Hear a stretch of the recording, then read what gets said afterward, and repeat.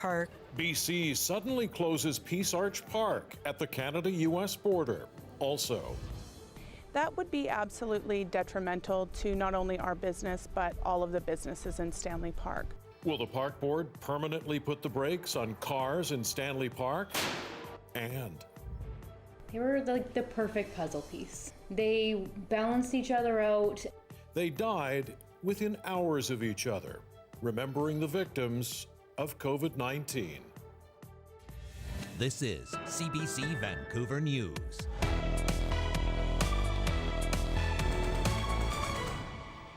Good evening. It has been a favorite meeting place for people separated by the border during the pandemic. But the province is closing Peace Arch Park between South Surrey and Washington State, citing health, safety, and traffic concerns. As Karen Larson reports tonight, officials now feel the park has become too popular. Peace Arch Park is one of a kind, a beautiful green space that straddles the Canada-US border. It was built to celebrate the friendship between the two countries, but friendship is now the thing that is causing the problem, as families and loved ones separated by the COVID-19 border closure flock to the park to reunite. BC Park says Peace Arch has become too busy, so as of 8 p.m. tonight, it is closing the Canadian side indefinitely. Parkgoers are not happy. Well, I think it's terrible because I think parks should be open. My youngest, who lives in Lynn, is crying. My husband is heartbroken. To lose that, I think, is really disappointing. The Krabbendam family from Seattle came to Peace Arch to celebrate a graduation and show off their 8-month-old baby to his grandparents, who live in Chilliwack. Sure enough, when we parked our car, I got a text message from my dad saying that perfect timing, the park's closing today. So we're just glad that we have this one chance to see each other because it's been a long time. The Best family is divided between Aldergrove, BC, and Linden in Washington State. We were shocked that the park will be closed because we have come to really appreciate the face-to-face times that we can have with our daughter and her 3 children. In a statement, the ministry responsible for BC Park said all the traffic was clogging parking lots and blocking access routes. It said the situation has become unmanageable, but not everyone is buying it. It certainly doesn't look like it to me. It doesn't look like there's a lot of people here, and it looks like people are maintaining a certain amount of social distancing. So to me, I have no idea why they would shut down a park like this. The ministry says Peace Arch Park will reopen when it is safe to do so. Karen Larson, CBC News, Vancouver. The Vancouver Park Board is holding an emergency debate tonight on access to Stanley Park. Vehicles haven't been allowed in the park for weeks now, but tonight the board will discuss whether to open up several lanes around the park to traffic as early as Sunday. Our Mira Baines is live at Stanley Park tonight. So Mira, what are businesses there saying? Well, Mike, a coalition of businesses wants the park board to fully restore traffic to Stanley Park. They say less vehicles means less customers. Now, Stanley Park has been long considered the jewel of Vancouver, and it's had some traffic calming measures that were introduced in early April due to the COVID-19 pandemic. Now, this is to make way for cyclists and pedestrians to physically distance. And tonight, Park Board commissioners will be holding an emergency meeting to decide whether to restore traffic by June 21st. So that's as early as Sunday. Now, it set off a debate between people who feel Stanley Park is safer and greener without cars. But businesses such as the Tea House in Stanley Park say their livelihood is threatened. Without tourists, they say that they're very, very concerned. About 14 businesses and societies have written to the Park Board calling for an immediate reopening. Take a listen. That would be absolutely detrimental to not only our business, but all of the businesses in Stanley Park. What they're talking about is essentially cutting off all of our drive-in traffic, which is the majority of our business. So we would like the park to open back up while a decision is being deliberated and just allow some of our employees to get back to work, get off of CERB, be able to support their families. Businesses are also arguing that the park is limited to people with disabilities and seniors. They have limited access to Stanley Park. And so they say there's concern for them as well. And so they are hoping for a decision tonight. And Park Board staff will also be presenting a proposal to the Park Board about permanently reducing traffic to Stanley Park. So a lot of discussion tonight about what Stanley Park is going to look like in the future. And that meeting starts at 6:30 tonight. Mike? All right, we'll have more on that then at 11 o'clock. Thanks, Mira. Vancouver International Airport is trying to reassure travelers, showing off its new cleaning procedures and policies. YVR says COVID-19 has changed health and safety for travel like 9/11 did for airport security. The goal is to get passengers moving through the airport as flights start to come online and restrictions ease. The airport wants only passengers, employees, and deliveries to come to YVR. Masks are going to be required in all common areas as they are now on planes. High contact areas like kiosks, counters, and tables will be cleaned regularly, and electrostatic sprayers will deep clean with bleach. We saw that after 9/11, there were lasting impacts on some of the security screening processes, and we expect the same thing with COVID-19, where we'll have some lasting impacts on the airport processes as they relate to health and safety. A lot of work will need to be done to communicate this to our passengers and our partners so that people can start to rebuild confidence in travel again. Vancouver Airport has lost 90% of its passengers. It's at about 5,000 right now, compared to 75,000 this time last year.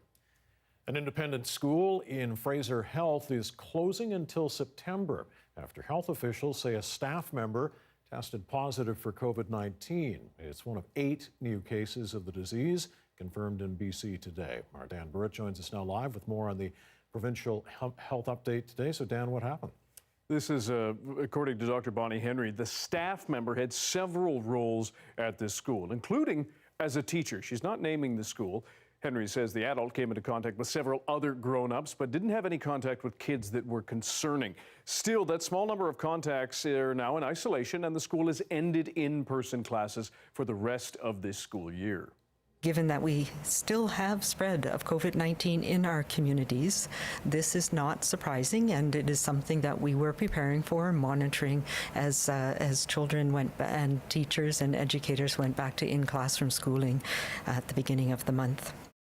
Henry notes, while adults can pass COVID-19 to each other, even with mild symptoms, transmission is less likely between children or from kids to adults. Mike. All right, Dan, we know the province is looking to move into the next phase of the pandemic response, but Dr. Henry is stressing we still need to be cautious. Correct. She says she's cautiously optimistic BC might be able to move into phase 3 of its reopening plan by next week. Lots of caveats there. But she warns COVID-19 can spread quickly and often undetected.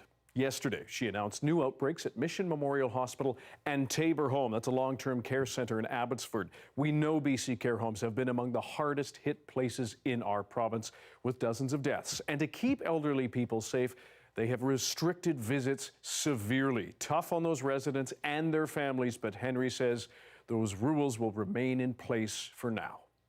Every person who enters a facility increases the likelihood that this virus may enter with them, regardless of the safety precautions that are taken, and we need to take that into account. It is really the terrible challenge that we are facing right now, and that is why it is so important that we continue our vigilance in the community to reduce the risk of this virus as much as we possibly can. On that note, Health Minister Adrian Dix also announced today that BC has finished implementing an April 10th public health order that limits long-term care workers to one facility. And on the note about the numbers, no new deaths, as we said, Mike. All right, Dan, thanks very much. Dan Burritt live tonight. And with no new deaths again tonight, the number of British Columbians who have died of COVID-19 stands at 168. But family members of those people want others to know their relatives were much more than just statistics. To that end, they're sharing stories about the loved ones they've lost. In nearly 75 years of marriage, nothing was going to keep Bob and Joan Proctor apart, not even a worldwide virus. Two of their granddaughters shared memories about the couple with CBC Impact Team reporter Belle Puring. Yeah, they never missed an event. Nope, they sure didn't. Most of the family called them the folks, but to sisters Sarah and Ashley, they were Pa and Grandma. Bob and Joan Proctor were inseparable. It has been quite a journey. Yeah. During World War II, Bob was stationed in BC with the Royal Canadian Air Force. Joan was born and raised in Vancouver and lived in Marpole. One night, a pal asked Bob to join him for an evening out because his date was bringing her sister. The sister was Joan. They married in the summer of 1945. They were like the perfect puzzle piece. Yeah. They balanced each other out and they were good at different things and just meshed so well together. Bob worked for Canada Post. Joan taught preschool. Together, they had 4 children, 9 grandchildren, and 15 great-grandchildren. Some of Grandma's cookies? All right. Thank you. No problem. Joan's coconut oatmeal cookies were always a hit. The girls are hanging on to her recipe file. Pa fixed things. He was a handyman. He would cut people's hair in the family. Yeah. Yeah, he had a little barbershop in the bathroom. He'd paint their house with a broom. I do know that. That house was on a North Vancouver lot the Proctors bought in the early 50s.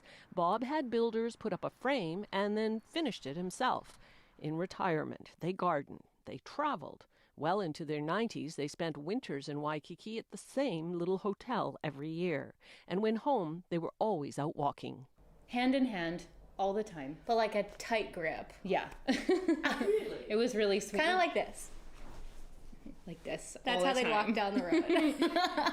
The Proctors lived in the house Bob built for 66 years until Joan fell and broke her hip.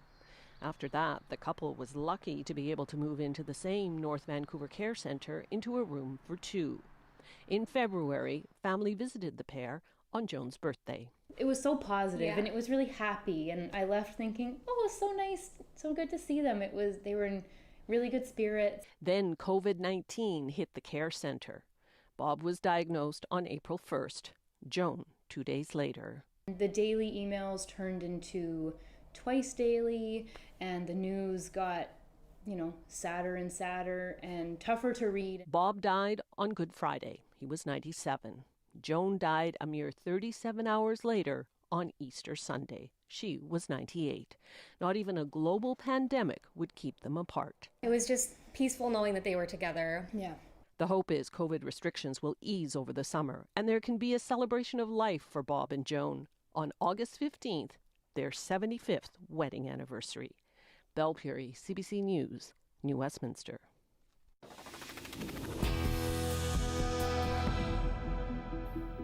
Hundreds gathered in Victoria today to honor the memory of Chantel Moore. The Indigenous woman was shot dead by police in New Brunswick, and now her family is demanding answers. But no other person ever has to endure this pain. Let's make changes in our system, new training for wellness checks.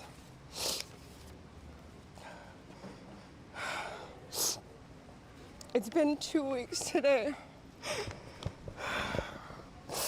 that my daughter was taken. And I want to know why it is the Premier feels it's not needed to do an inquiry. 26-year-old Moore was killed by a police officer in Edmundston, New Brunswick, June 4th. The officer has arrived at her home to perform a wellness check. Police say the arriving officer encountered a woman with a knife and shot her. The shooting is currently being investigated by Quebec's Independent Police Investigation Agency. Well, the largest ever seizure of fentanyl in Ontario was announced this morning, and it has links to our province. Police seized more than 123,000 fentanyl pills, 70 kilograms of fentanyl powder, and $20,000 as part of Project Javelin. It began back in April when police found evidence of a fentanyl tableting operation, with counterfeit pills being distributed throughout Ontario and British Columbia. Police arrested and charged 3 men from the Greater Toronto area. They're expected to appear in court in September. Well, protesters will take to the streets in downtown Vancouver tomorrow in a march against hate. The Freedom March is the latest in a series of demonstrations in BC held in solidarity with anti-Black racism rallies across the world. As John Hernandez reports tonight, the event coincides with a holiday commemorating the end of slavery in the United States. The Freedom March will start here at Jack Pool Plaza, this being the same site that just 2 weeks ago, thousands of protesters gathered to rally against anti-black racism. Now, the march will start at about 4:30 and head down Thurlow Street towards Sunset Beach Park. That's where there will be a stage, speakers, and a celebration of black culture in Vancouver. Now, the significance of this event is that it lands on June 19th, or Juneteenth. Now, that's the same day the last of the African-American slaves were liberated in the United States. This event being held in solidarity with Juneteenth celebrations across North America. Now, earlier today, I spoke with organizers to get a sense of what this day means to them. Here's what they had to say. For us, the word freedom, we have to think about what that means, because this was decades ago, and we have yet to achieve that. So we're continuing the fight that our ancestors have started. It's up to us, the new generation, to continue that fight, because they're not here to fight for that anymore. It's important to make change and to bring everybody together and have everybody understand, like, we're all the same, we all bleed the same blood. Organizers say they want this to be a peaceful protest, and they're anticipating that it will be. And of course, health and safety are also top of mind. They are making gloves and masks available to anyone who wants them, and people who are immunocompromised are being asked to stay home. Now, they are selecting the Sunset Beach Park as a final destination because of the space there. They say they can encourage physical distancing while exercising their right to peacefully protest. John Hernandez, CBC News, Vancouver. The City of Surrey's Canada Day celebration has moved online this year. The family-friendly event was slated to feature more than a dozen musical acts, but several bands have dropped out this week because of the city's policies on racism or lack thereof. Canadian bands Mother Mother, The Beaches, and Said the Whale have all withdrawn from the event. Band leaders say it was brought to their attention that Surrey's leaders have not publicly committed to dismantling racism. They referenced a community petition with more than 3,000 signatures calling for the city to show solidarity with Black and Indigenous communities. So there was an email thread between a lot of the artists that were performing on the bill. Many of them sent emails to the mayor and councillors and heard nothing back. And so everyone decided that it was the most effective measure to just pull out of the festival. The City of Surrey released a statement earlier in the month saying racism, discrimination, and intolerance have no place in the city, but that statement fell short of committing to any initiatives to address racism or engagement with minority communities. Well, the BC Legislature is heading back to work, and it's going to be looking a whole lot different. BC's politicians will resume government debates in the Legislature next week, but now with more physical distancing considerations in place and barriers in some areas of the chamber. The spring legislative session came to a grinding halt in mid-March as the COVID-19 pandemic swept across the globe. Now, not all 87 MLAs will be returning to Victoria. Some are staying in their ridings and using online technology to participate in debates, voting at home from their computers. Many will not be coming down here, and there will be a minimal. But when I say that, there will be you will not have 87 members down here at any one time. And without as many MLAs coming into Victoria, the NDP House Leader Mike Farnworth expects the move will also save taxpayers on travel and accommodation costs.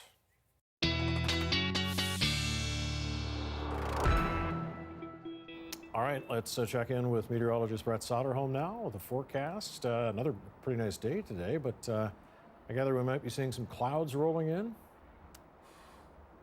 Yeah, and this is kind of unusual, especially for right now. The day has been just so sunny, but we are looking at a few clouds coming in, and I don't think it should lead to many showers. But the one thing I will mention, though, today probably felt a lot warmer than we've seen in a good while, and I want to show you kind of a breakdown of Canada's temperatures right now, because there's an interesting pattern that's set up. Of course, we've been a little bit cooler than usual prior to today, and you can see that many of the prairie provinces right now being well below seasonal. But if you look east, places like Toronto right now, 25 degrees, even though it is 9 o'clock at night, and there are heat heat warnings widespread across the Maritimes, Eastern Ontario, Southern Quebec, and Bathurst, New Brunswick specifically today, getting up to 37 degrees, the national hotspot by far. Now, we didn't have temperatures anywhere close to that over here in BC. That was actually a little bit, I would say, closer to around the 18-20 degree mark for us. But as we were just mentioning, yeah, this little increase in cloud cover, I want to spend some time talking about that. It looks like we've got just a little bit that's going to be making its way across, and this last scan of the radar imagery here would indicate that we could potentially be seeing a brief shower over the Sunshine Coast, but I really don't think it's going to be leading or amounting to all of that much. And as we look ahead for the next foreseeable future, really just a mix of clouds and maybe a few of those overnight. Now, tomorrow is going to be starting off very similar to today. Lots of sunshine, but as the day goes on, we'll see an increase of cloud cover, and by this time tomorrow, probably a few showers. All of that when I come back. All right, Brett, thanks. We'll talk to you then. And a reminder, you can watch this newscast live on CBC Gem. The free app is also where you can find other CBC programs. And CBC Vancouver is also on Facebook, YouTube, and Instagram. Well, the 4 Conservative leadership contenders are taking part in the only official English language debate of the campaign tonight. Will a frontrunner emerge? That story coming up.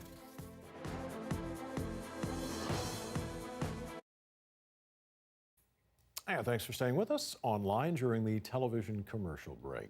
Well, working from home has its perks. No commute, more spare time, and a whole kitchen at your disposal. But some physiotherapists are saying your home office can also cause injuries. They are seeing more aches and pains as a result of poor work from home setups.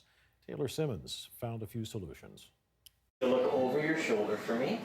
After working from home for the past 3 months, Figan Di Cordiva has felt increased pain in her neck and shoulder. I find that I'm either sitting on my couch, which is really low, or sitting at my kitchen island, which has no back support, and I just always catch myself with the forward lean. She's not alone. I'd say, for my own caseload, I've probably seen about a 25% increase in neck and back injuries just related to being in one posture, either standing or sitting at their desk at home all day. We've got your low back and your hips, your mid back extending across your shoulder blades, and then up into the neck, including headaches and that upper shoulder areas of pain. And as injuries become more chronic, whether it is neck strain from being at your laptop or your phone too long, we start to see compensations and other injuries. There are a few ways you can make working from home more comfortable. First, find a sturdy surface and a chair with a back.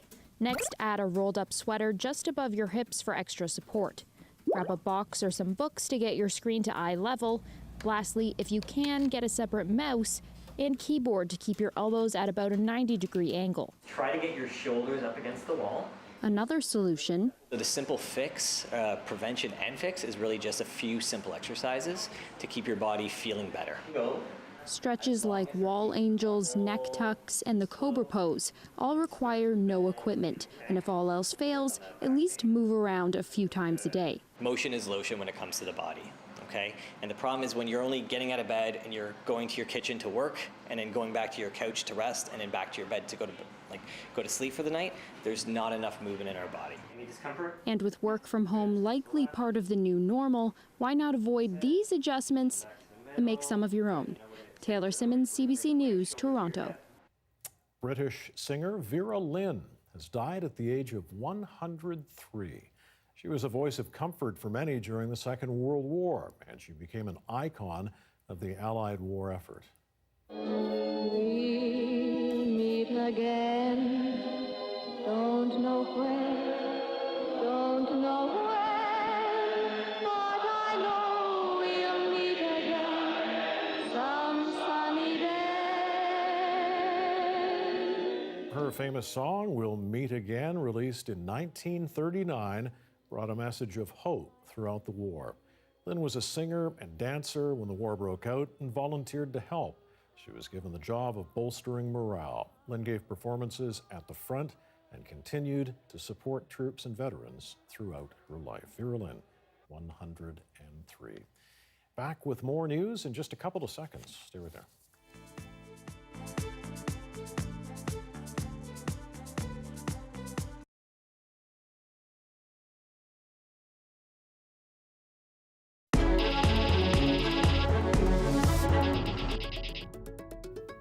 The The four remaining Conservative leadership hopefuls have wrapped up their first English language debate tonight in Toronto.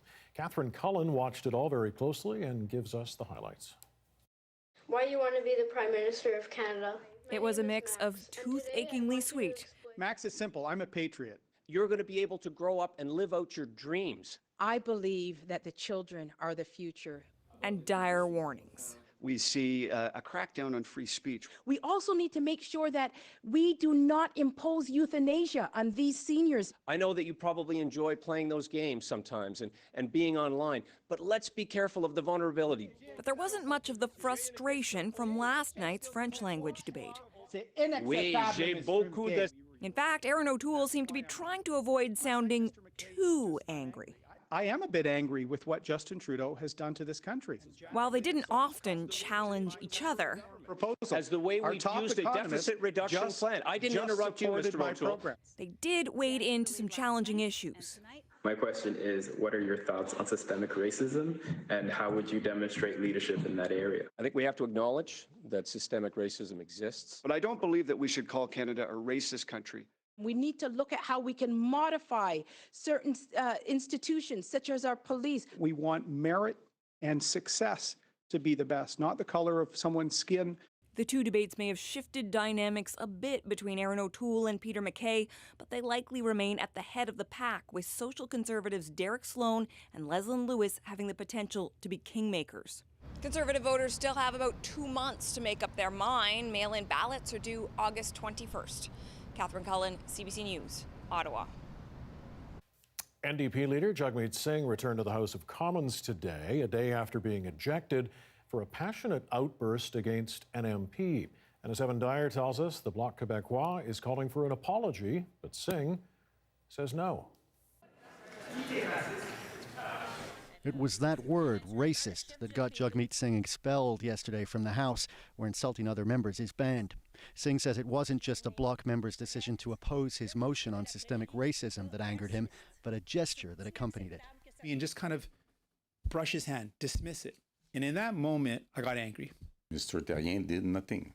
The Bloc's leader today said Singh owes MP Alain Terrien an apology, but he also acknowledged that Singh's life experiences might lead him to see things differently.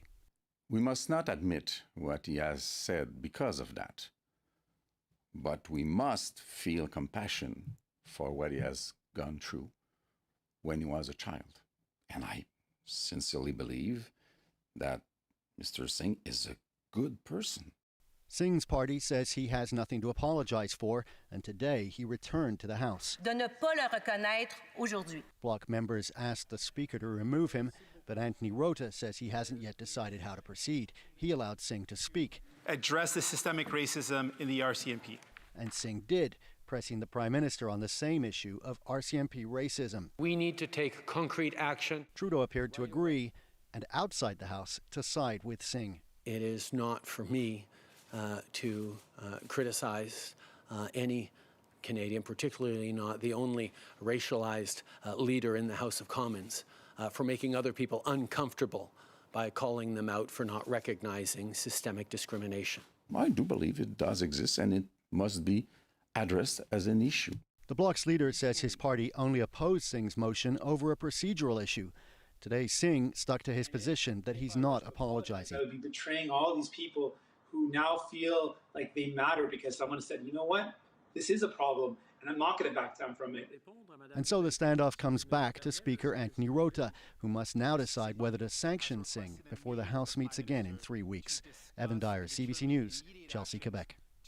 U.S. President Donald Trump is rage tweeting again tonight as revelations from former National Security Advisor John Bolton's tell-all book continue to rock Washington, D.C. But as Katie Simpson reports, some of Bolton's other critics think it's too little, too late. Mr. President, the White House had this book. The president, as he does at times, saved his fury for Twitter, calling John Bolton wacko, a disgruntled, boring fool, and a dope. How are you? Yes, sir. Donald Trump's team picked up the personal attacks from there. John Bolton. My take on him, it's It's Big Lie Bolton, it's Book Deal Bolton. He's doing it for the money. He is a misguided hawk on foreign policy and a weak dove of an author, and this is despicable. In his tell-all memoir, due out next week, the former national security advisor says the White House operates in chaos, led by an uninformed and erratic president. I don't think he's fit for office. I don't think he has the competence to carry out the job. There really isn't any guiding principle that I was able to discern other than what's good for Donald Trump's reelection. Democrats are angry Bolton is only going public now because some of the allegations are similar to what was uncovered during Trump's impeachment trial. Good morning, it is. He chose royalty over patriotism. And so he's going to make money off of his book, I guess. Bolton writes that Trump used U.S. foreign policy for his own political gain, pleading with China's president to help him win the 2020 election by purchasing more American soybeans and wheat so he could shore up the votes of farmers. The president was impeached for withholding hundreds of millions of dollars in aid to Ukraine, demanding that country investigate his political rivals. The portrait it paints of the president is one that we know to be all too true, somebody who puts his own personal interest above the national interest. If impeachment is any guide, these startling new allegations may not do much to hurt Trump. Earlier this year, when he was acquitted by the Senate, his approval ratings were in the mid to high 40s, some of his highest numbers, though his political challenges now, if anything, have multiplied. Katie Simpson, CBC News, Washington.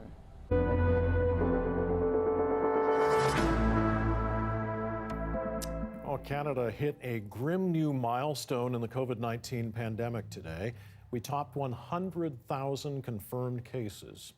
Of those cases, more than 62,000 people have recovered. That means there are about 30,000 people still with active cases of the disease. About 8,300 people have died, most in long-term care facilities. Health officials say the 100,000 milestone should serve as a reminder that the fight against coronavirus is far from over. Most of the new cases are in Ontario and Quebec, more than 100 still being reported each day. And Canada is, however, doing a better job at beating back the first wave of the virus. But as the chief public health officer recently warned, a single case can trigger another outbreak and undo the trend. That's why contact tracing is so critical. As Salima Shivji shows us tonight, Ottawa has a new tool that could help.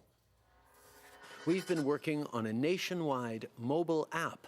It's been promised for weeks. Now it's about to be tested. One app for the whole country. The goal, trace the virus. It functions entirely on an anonymized basis. There are no identifiers of your phone, of your number, of your identity, of your address, or even of your location. The Prime Minister taking pains to allay privacy concerns, even though the Privacy Commissioner hasn't yet signed off on it. The app uses Bluetooth, less invasive than GPS, and tracks who you've been next to, not where you've been. Ottawa says the data won't be kept.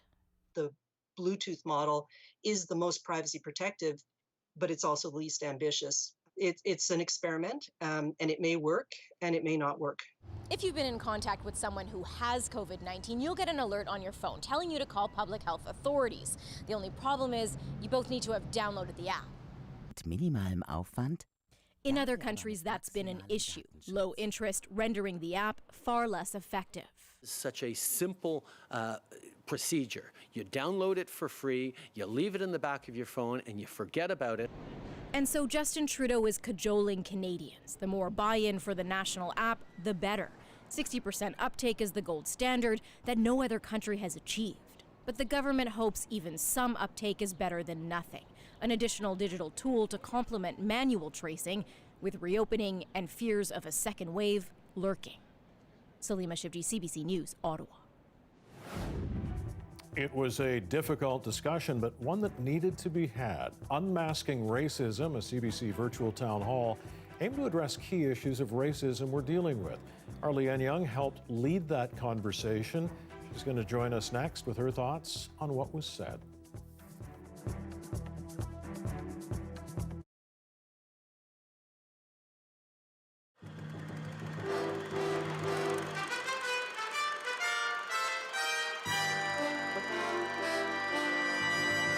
Vancouver's Expo 86 has about 70 places to eat on site.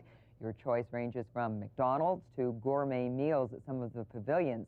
We sent Vancouver broadcaster Stan Persky to sample the food, to eat his way across the fair and report back.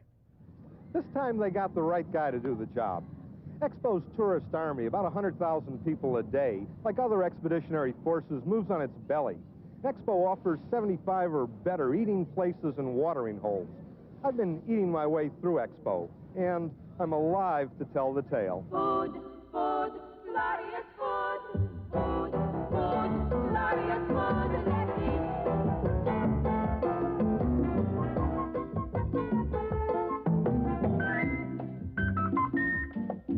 Isn't that beautiful?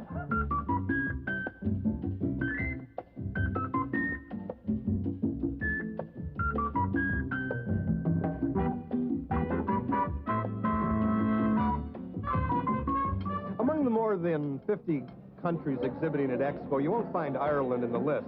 But around the site, this is known as the Irish Pavilion. It's the Unicorn Pub. At Expo, there are all sorts of levels of eateries, everything from carts to fancy dining. The pubs fall in the category of family restaurants. This is my favorite of the pubs around here. I'm having a Cornish pasty and a half pint of Guinness, which is like drinking black cream. $8.20 for the whole thing. You get entertainment continuously. By the time the tenor is crooning Danny Boy and you're into your second pint of Guinness, there probably won't be a dry eye in the house. They brought the cook over from Beijing, but something got lost in the translation. The restaurant at the Chinese Pavilion is simply terrible. The imperial ribs tasted like mulligan stew, the shrimp dish was bland, and not even the spicy Szechuan chicken rescued this culinary disaster. The Garden Patch offers a sample of Expo's cafeteria-style dining. Features the buffalo burger at the top of its list of gourmet ground meat. The buffalo is tasty, but by the time you've worked your way through the line, you feel like you've personally driven the buffalo herd in from Calgary. I ended up with a burger, a scoop of coleslaw, and a root beer for $9.50. Pretty steep. If you want a gamey taste at Expo, the muskox burger at the Northwest Territories Pavilion or barbecued salmon and bannock at the First Nation restaurant are both better bets.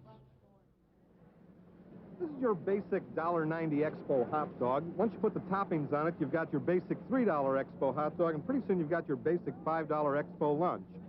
Got a whole range of choices of eating here at Expo, everything from brown bag to fine dining. If you're looking to not spend a lot of money, I would say stick with brown bag lunches. But if you're going to spend money at Expo, you might as well eat at a decent restaurant here, and they've got quite a few. For Midday, I'm Stan Persky at Expo in Vancouver.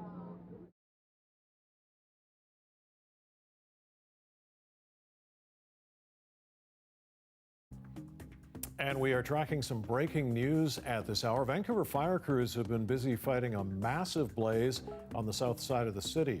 The 3-alarm fire is at a building under construction near Columbia and West 62nd. That's close to Marine Drive. Smoke can be seen across much of the area. It's not clear how the fire started or if anyone's been hurt. Witnesses say it may have spread to apartments beside it. Dan Burt will have the latest on the fire tonight at 11 o'clock.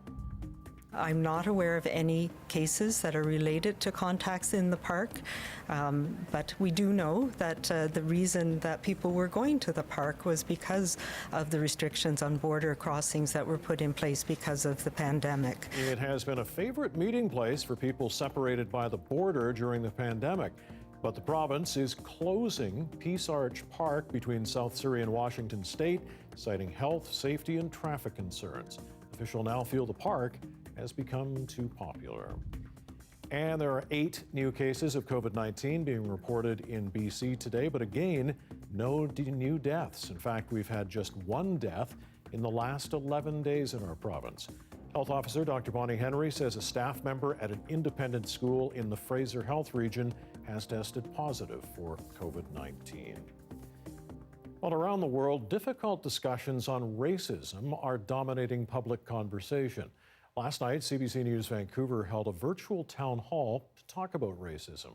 The CBC's Leanne Young and Angela Sterrett led that discussion, And what you're about to hear and see is upsetting and difficult. It's a call to action, though. Vera Baines recaps what was said. You don't know a damn thing. Go back to China where you belong. It's a necessary conversation on how racism affects our lives and those around us, from the workplace to our personal lives. Look at these people with their f***ing masks. You're what's wrong with society. You hung. Go back to your country. From overt racist acts to microaggressions. Part of the problem is how we talk about racism in Canada and how the media covers it, including CBC. It still feels like the media covers racism as though it's a special event.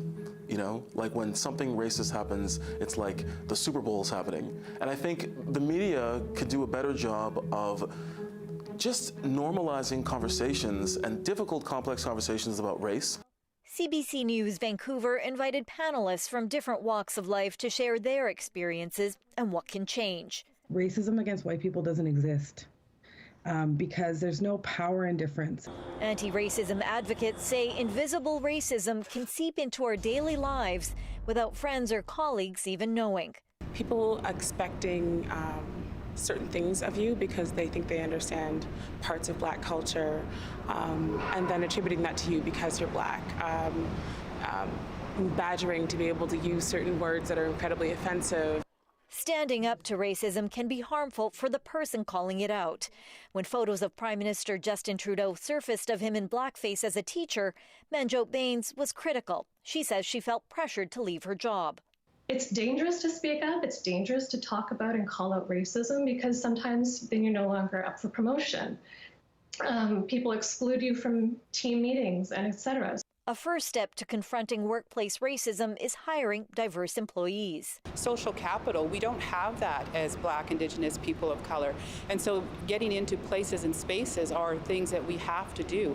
Critics say recruiting so-called model minority hires can also feed into tokenism if the system doesn't change. Experts say people must be open to hard criticism. For those who have power, they need to know how to share power. They need to have humility, as well as, in having that humility, they'll increase their humanity. White tears aren't going to change anything, and the responsibility that white people have to put aside their discomfort at a time and a place when other people are actually being killed. The BC government says it's taking steps to review legislation like the Police Act amid calls to defund police. We want to modernize the act and bring it in step with our government's approach on issues involving relating to mental health and harm reduction, and review it with a specific focus on systemic racism to see where we can make improvements. The solutions to racism in Canada will require conversation, care, and effort. Vera Baines, CBC News, Vancouver. And we are joined now by one of the hosts of last night's CBC Town Hall. Leanne Young is here live in studio tonight. Leanne, a lot of people joined us on radio and online last night. What did we hear from them? Well, Mike, we heard from a lot of people who shared their experiences of racism. They say they too have felt the same things that so many of the people and panelists who spoke during the town hall. As we heard from our panelists yesterday, systemic racism has been an issue in Canada since Europeans arrived. A lot of people were very moved by the stories that two of our Indigenous journalists actually shared. There they are, Gordon Lovren and Wamish Hamilton, both with raw stories of overt racism. Gordon's incident happened recently, and Wamish's when he was just 14 years old and by a teacher. We also received questions about our decision to include a member of the Vancouver Police as part of the discussion. We had Sergeant Valerie Spicer on from the diversity section of VPD with all the conversations we've had about defunding police and the harms they've caused against mostly Black, Indigenous, and people of color. We wanted to put those issues to them. And in that photo there, you saw Adrian Smith. And to give our audience a chance as well to ask the questions of VPD. Yeah, and Leanne, not surprisingly, a lot of people wanted to see action from these conversations. Yeah, they certainly did. Our panelists say it's complicated work. It starts with a lot of self-reflection and long-term commitment. Now, we haven't heard anything concrete from government yet, other than a forthcoming review of the Police Act. That's through the province. A number of people say they wanted to see race-based data being collected, and we do know that so that we can actually find out how people of color are actually being affected in schools, healthcare, etc. I have spoken to Multiculturalism Minister Anne Kang about it. She says an announcement about that is coming, quote, very, very soon. All right, we'll look forward to that. Thanks, Leanne. You're Leanne welcome. Young reporting live tonight. Well, to Seattle now, where it's been more than a week since protesters seized a neighborhood, renaming it the Capitol Hill Occupied Protest, or CHOP. As Tina Lovegreen tells us, it represents hope for some, but others are growing uneasy. There's a new name for Seattle's Capitol Hill neighborhood, a 6-block area occupied for over a week now by demonstrators after police boarded up and left the East Precinct, following tensions and violent clashes between protesters and police. Demonstrators are calling for an end to police brutality in the wake of George Floyd's killing. It's not nothing aggressive or violent or nothing like that. That's what those faces on the walls. Black lives killed by the police. We want people to see that those lives matter. Demanding to defund the police, invest in the community, and release arrested protesters. The encampment has turned into a festival city of its own, with tents, gardens, and music. Some say the movement has lost focus. This is not Coachella. We're not hosting a free block party, and this is a political movement. And want to bring back the attention to why this all started. And this is our moment right now, so we don't want you to come out here and try to put your agenda in place for your movement. This is the Black Lives Matter movement for blacks to stop being killed and for us to get our fair shake in America that we haven't gotten so far. For the most part, the zone remains peaceful, but the scenes are enough to anger President Trump. The governor has to call out the troops, do what he has to do, has to call out the National Guard, has to do something. One of the things this president will never understand is that listening to community is not a weakness.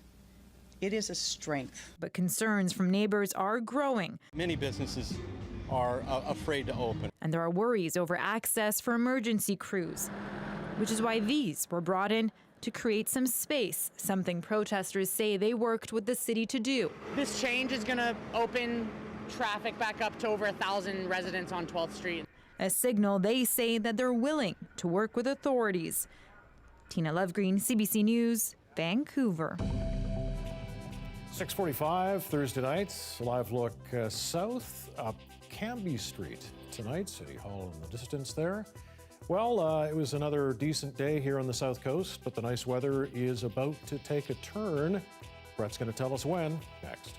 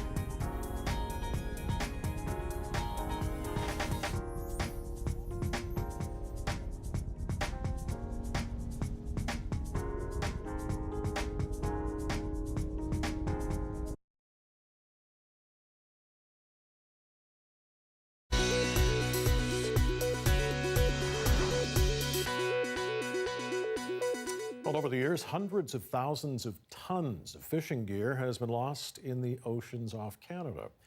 Mostly plastic, the gear never breaks down and persists a constant threat to the industry and the environment. Here in BC, the lost nets pose a mortal hazard to marine life, choking out seabeds and even killing seals in coastal rivers. But a Nova Scotia company has developed a product that it hopes will offer a solution to the problem. CBC's Elizabeth Chu has details. Flies buzz around a pile of plastic fishing line found after many years under the sea near Mahone Bay. So here we are with the rope that we got. It's already been cleaned by workers at Goodwood Plastic Products, but it's hard to get rid of all the bits.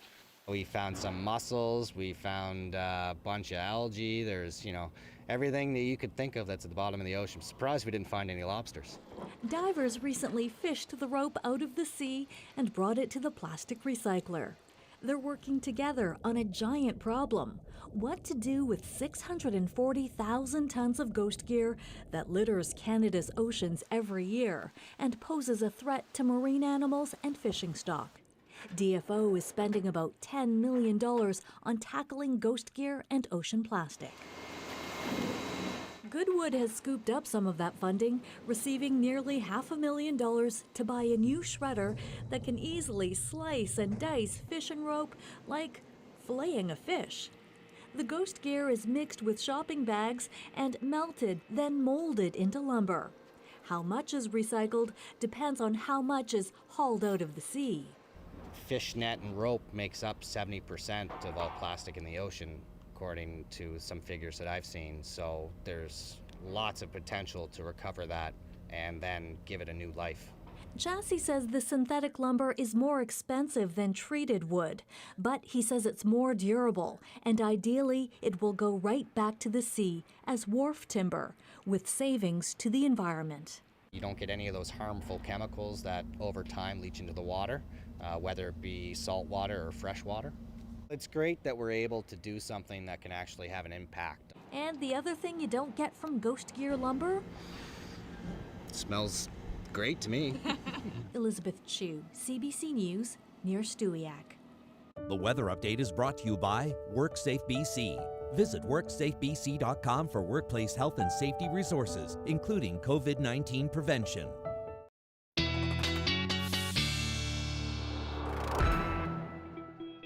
Brett Soderholm is back with us, and well, we've had a pretty good run, but I gather that is nearing an end. Well, you do know the tradition, Mike. Of course, you and I joke about this all the time, but a weekend is almost here, and of course, that is going to mean that we're going to be getting some showers in Vancouver on Saturday. So why break this pattern? Let's just keep it going, shall we? That said, we should get through tomorrow first. I'm going to walk you through what we can be expecting over the next 24 hours, and let's take a look at this. So we are going to be remaining largely dry for the overnight and for much of the day tomorrow. That said, we are looking at showers continuing for our north and central coasts, including Haida Gwaii and Prince Rupert, and that's about 15 to 30 millimeters potentially. Into the interior, it's going to be largely dry in the Okanagan and the Thompson regions, but the Kootenays do stand for a bit of shower activity, and if not, maybe some thunder shower activity by Friday afternoon. But it's not going to be really until about 24 hours from now back here on the south coast where these showers are really going to be getting going, and they are, of course, expected to be lasting through Saturday. Now, temperatures, as far as Friday is concerned, these are going to be above seasonal across much of the province, but we are going to be looking at a cool down taking place on Saturday. Not significant, but definitely just relatively speaking. Same thing is going to be going farther to the north there, with the exception of Fort Nelson. That will still be well above seasonal.